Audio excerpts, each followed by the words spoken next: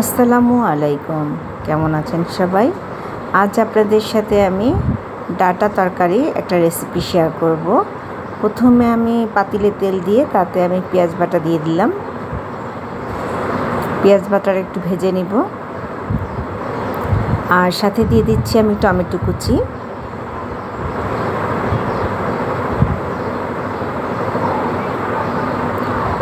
এখন দিয়ে দিচ্ছি হলুদের গুঁড়া, মরিচের গুঁড়া,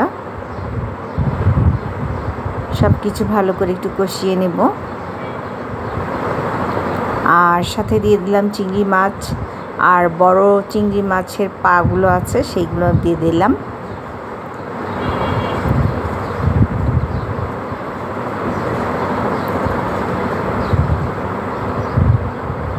মশলাটা কষানো হয়ে গেছে, এখন দিয়ে দিলাম ছোট ছোট করে কাটা ডাটা আর আলু।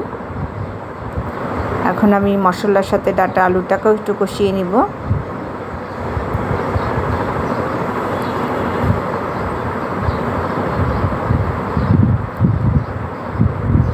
কষানো হয়ে গেছে,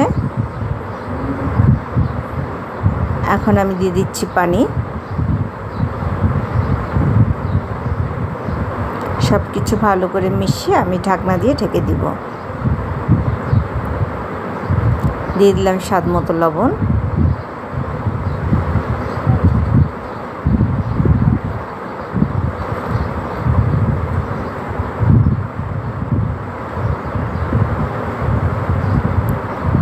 ডাটাটা রান্না হয়ে গেছে, আমি এখন দিয়ে দিচ্ছি কিছু কাঁচামরিচ আর বিলাতি ধনিয়া পাতা।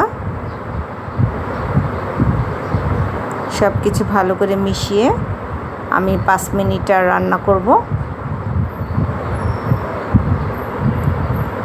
রান্নাটা হয়ে গেছে। এভাবে করে ডাটা শাক রান্না করে খেয়ে দেখবেন, ভীষণ মজা খেতে।